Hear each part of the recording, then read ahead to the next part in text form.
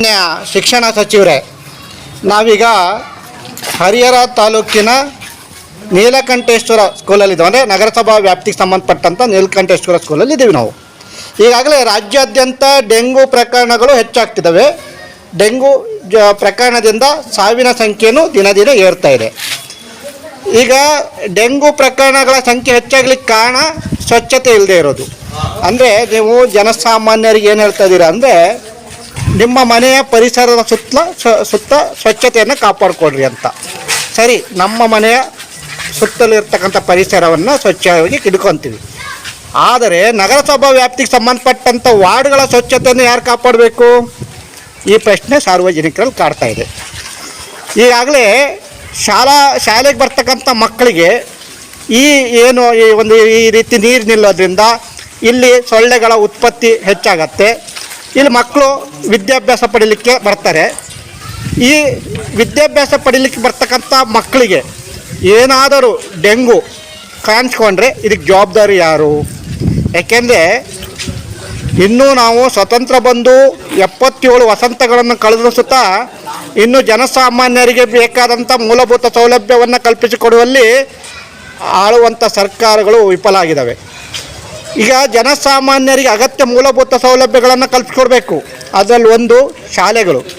ಶಾಲಾ ಮಕ್ಕಳಿಗೆ ಬೇಕಾದಂಥ ಅಗತ್ಯ ಸೌಲಭ್ಯವನ್ನು ಕಲ್ಪಿಸ್ಕೊಡ್ಬೇಕು. ನೋಡಿರಿ ಇಲ್ಲಿ ಯಾವ ರೀತಿ ಇದೆ ಅಂದರೆ, ಈ ಗ್ರಾಮೀಣ ಭಾಗದಲ್ಲಿ ಜಮೀನಿಗೆ ಏನು ನಾಟಿ ಮಾಡ್ತಾರಲ್ಲ ಆ ವಾತಾವರಣ ಇದೆ. ಅಂದರೆ ಇಲ್ಲಿ ಸುಮಾರು ನಾಟಿ ಮಾಡಲಿಕ್ಕೆ ಯೋಗ್ಯವಾದಂಥ ಒಂದು ಕೆಸರು ರೆಡಿ ಇದೆ.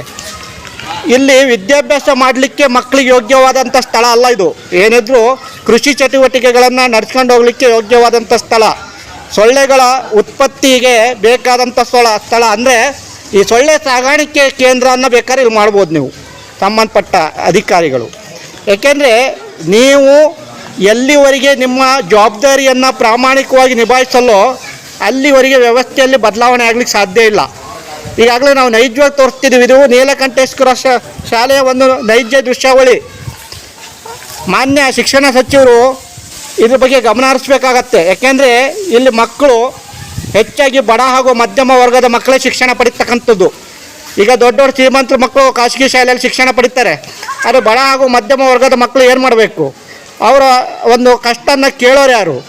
ಅನಿವಾರ್ಯ. ಇಂಥ ಒಂದು ಪರಿಸ್ಥಿತಿಯಲ್ಲಿ ಮಕ್ಕಳಿಗೆ ನಾವು ವಿದ್ಯಾಭ್ಯಾಸ ಕೊಡಿಸ್ಬೇಕಾಗಿದೆ. ಡೆಂಗು ಬಂದ್ರೇನು, ಚಿಕನ್ ಗುನ್ಯಾ ಬಂದ್ರೇನು, ಮಲೇರಿಯಾ ಬಂದ್ರೇನು, ಅಂಥದ್ರಲ್ಲೂ ನಾವು ಮಕ್ಕಳಿಗೆ ಶಿಕ್ಷಣ ಕೊಡಿಸ್ಬೇಕು. ನೋಡಿರಿ ಯಾವ ರೀತಿ ಇದೆ. ಎಲ್ಲಿದ್ದೀರಾ? ಅಕ್ಷಯ ಕಾರ್ಯಕರ್ತರು ಎಲ್ಲಿದ್ದೀರಾ? ಆರೋಗ್ಯ ಸಹಾಯಕರು ಎಲ್ಲಿದ್ದೀರಾ? ನಗರಸಭೆಯ ಆರೋಗ್ಯ ನಿರೀಕ್ಷಕರೆಲ್ಲಿದ್ದೀರಾ? ನಗರಸಭೆಯ ಕಮಿಷನರ್ ನೀವು ಎಲ್ಲಿದ್ದೀರಾ? ಯಾಕೆಂದರೆ ಇದೆಲ್ಲ ನಿಮಗೆ ಸಂಬಂಧಪಡುತ್ತೆ. ನಿಮ್ಮ ಜವಾಬ್ದಾರಿ ಇದು. ಒಂದು ಸರ್ಕಾರಿ ಶಾಲೆಯ ಪರಿಸ್ಥಿತಿ ಯಾವ ರೀತಿ ಇದೆ ಅನ್ನೋದನ್ನ ನೈಜವಾಗಿ ನಿಮಗೆ ತೋರ್ತಕ್ಕಂಥ ಕೆಲಸವನ್ನು ಮಾಡ್ತಿದ್ದೀವಿ. ನೀವು ಮಾಡಬೇಕಿದ್ದನ್ನು. ನಿಮ್ಮ ಕೆಲಸ ಪ್ರತಿದಿನ ನೀವು ಕಚೇರಿಗೆ ಬಂದರೆ ಒಂದು ರೌಂಡು ಪ್ರತಿ ವಾರ್ಡಿಗೂ, ಪ್ರತಿ ಸರ್ಕಾರಿ ಕಚೇರಿಲಿಂದ ಏನು ಶಾಲೆಗಳಿಗೂ ಭೇಟಿ ಕೊಡುವಂಥ ಕೆಲಸ ನೀವು ಮಾಡಬೇಕು. ನಿಮ್ಮಿಂದ ಆದಾಗ ಮಾತ್ರ ಸಾಧ್ಯ ಆಗತ್ತೆ. ಇಲ್ಲ ಅಂದರೆ ನೋಡಿರಿ ಇಲ್ಲಿ ಯಾವ ರೀತಿ ಇದೆ. ಇವತ್ತು ಶಾಲೆಗೆ ರಜೆ ಕೊಟ್ಟಿರ್ಬೇಕೇನೋ. ಯಾಕಂದರೆ ಈ ಕೆಲಸದಲ್ಲಿ ಮಕ್ಕಳು ಬರೋದಾದ್ರೆ ಹೆಂಗೆ? ಅವ್ರು ಯೂನಿಫಾರ್ಮ್ ಹಾಕ್ಕೊಂಬರ್ತಾರೆ, ಮನೆಯಿಂದ ಎಲ್ಲ ರೀತಿಯಲ್ಲೂ ರೆಡಿಯಾಗಿ ಬಂದಿರ್ತಾರೆ. ಇಲ್ಲಿ ಬಂದು ಬಿದ್ದು ಎದ್ದು ಕೆಸರು ಮಾಡ್ಕೊಂಡು ಹೋದ್ರೆ ಜವಾಬ್ದಾರಿ ಯಾರು?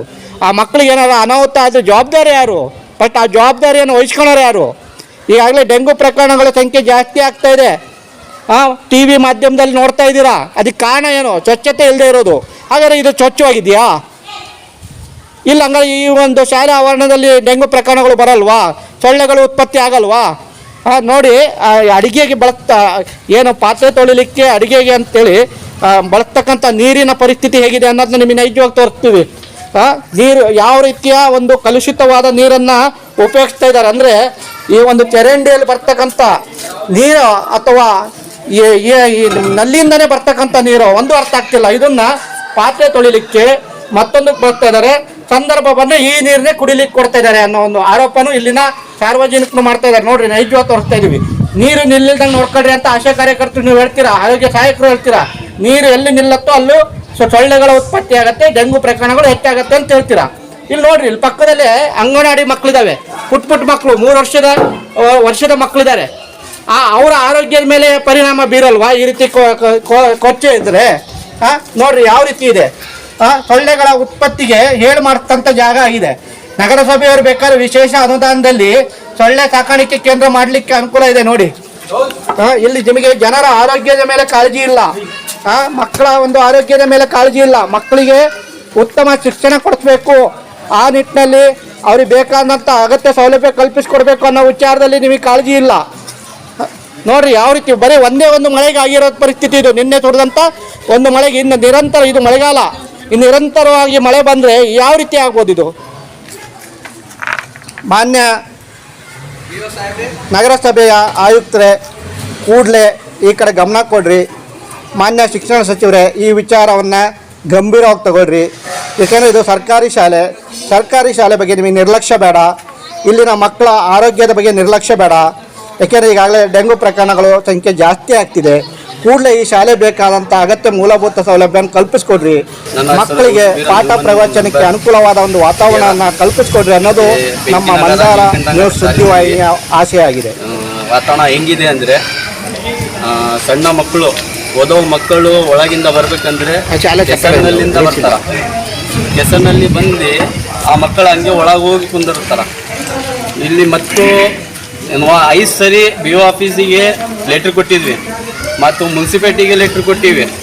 ಯಾರು ನಮ್ಮ ಈ ಶಾಲೆ ಬಗ್ಗೆ ಯಾರು ಏನೂ ಮಾಡೋಕ್ಕಿಲ್ಲ. ಮತ್ತು 1 ವರ್ಷದಿಂದ ಹೇಳಾಕ್ತೀವಿ ಇದ್ರ ಬಗ್ಗೆ. ಇಲ್ಲಿ ಮೈದಾನ ಒಳಗೆ ನೀರು ನಿಲ್ಲುತ್ತೆ, ಅದ್ರ ಬಗ್ಗೆ ಯಾರು ಏನು ಟೆನ್ಷನ್ ತಗೊಳಕ್ತಿಲ್ಲ. ಅದು 1 ವರ್ಷದಿಂದ ನೀರಿನ ಟ್ಯಾಂಕಿ ಹುಳ ಇದೆ, ಸಣ್ಣ ಹುಳ ಇದೆ, ಆ ನೀರು ತಗೊಂಡು ಮಕ್ಕಳು ಯೂಸ್ ಮಾಡ್ತಾರೆ. ಅದ್ರ ಬಗ್ಗೆನೂ ಯಾರು ಗಮನ ಕೊಡೋಕ್ತಿಲ್ಲ. ಇವರು ಪಾಪ ಅಧ್ಯಕ್ಷರು ಒಬ್ಬರೇ ಹೋಗಿ ಎಲ್ಲ ನಿನ್ನೆ ಕ್ಲೀನ್ ಮಾಡ್ಯಾರ. ಮತ್ತು ಶಾಲೆ ಪಕ್ಕಕ್ಕೆ ಕಸ ಹಾಕ್ತಾರ. ಆ ಕಸದ ಬಗ್ಗೆ 5-6 ಸರಿ ಹೇಳಿ ಅದ್ರ ಬಗ್ಗೆನೂ ಯಾರು ಕೇರ್ ಮಾಡಿಲ್ಲ. ಮಾಡಿಲ್ಲ. ಮತ್ತು ಇಲ್ಲಿಂದ ಅಧ್ಯಕ್ಷರು ಏನಂದರೆ, ಇಲ್ಲಿ ಈ ಬಿಲ್ಡಿಂಗ್ಗಳು ಅದಾವಲ್ಲ, 4,20,000 ರೂಪಾಯಿ ಗ್ರ್ಯಾಂಡ್ ಆಗಿತ್ತು. ಅದರಲ್ಲಿ ಏನಾರು ಮಾಡಿಸ್ಬೋದಿತ್ತು ಇವರು. ಅದರಲ್ಲಿ ಏನೂ ಮಾಡ್ತಿಲ್ಲ. ಅದು ಸೀಟು ಹಾಕ್ಯಾರ 4,20,000 ರೂಪಾಯಿನಲ್ಲಿ. ಯಾರು ಏನು ಗಮನ ಕೊಡೋಕ್ತಿಲ್ಲ. ಇದು ಬಡವರ ಕೆರೆಯಲ್ಲಿ ಹೆಂಗಿದೆ ಹಂಗೆ ಇದೆ, ಏನು ಇಂಪ್ರೂವ್ಮೆಂಟ್ ಇಲ್ಲ. ಯಾರ ಮಕ್ಕಳು ಅಡ್ಮಿಷನ್ ಮಾಡ್ಸಕ್ಕೆ ಬಂದರೆ ಇಲ್ಲಿ ಹಂಗೆ ವಾಪಸ್ ಕರ್ಕೊಂಡು ಹೋಗ್ತಾರ. ಶಾಲೆ ರೀತಿ ನೋಡಿ, ಹಂಚು ನೋಡ್ರಿ, ಇಲ್ಲಿ ಸೀಟು ನೋಡ್ರಿ. ಮಳೆ ಬಂದರೆ ಅದರಲ್ಲಿ ಮಕ್ಕಳು ಇಟ್ಕೋಬೇಕಿಲ್ಲಿ. ಮೊನ್ನೆ ನಾವೇ ಕೌನ್ಸಿಲರ್ ದಾದಾಪಿರವ್ರಿಗೆ ಕರ್ಕೊಂಡು ಹೋಗಿ ಮಣ್ಣು ತರಿಸಿ ಹಾಕಿವಿ. ಮತ್ತು ಪೈಪ್ಲೈನ್ ಮಾಡಿಸಿ ನಮ್ಮದೇ ರೊಕ್ಕನಲ್ಲಿ ಖರ್ಚು ಮಾಡಿವಿ ಪೈಪ್ಲೈನ್. ಯಾರು ಇದ್ರ ಮೇಲೆ ಗಮನ ಕೊಡೋಕ್ತಿಲ್ಲ. ನಾವು ಮನವಿ ಏನು ಮಾಡ್ತೇವೆ ಅಂದರೆ, ಅಧ್ಯಕ್ಷರಿಗೆ ಈ ಶಾಲೆ ಬಗ್ಗೆ ಗಮನ ಕೊಡಲಿ.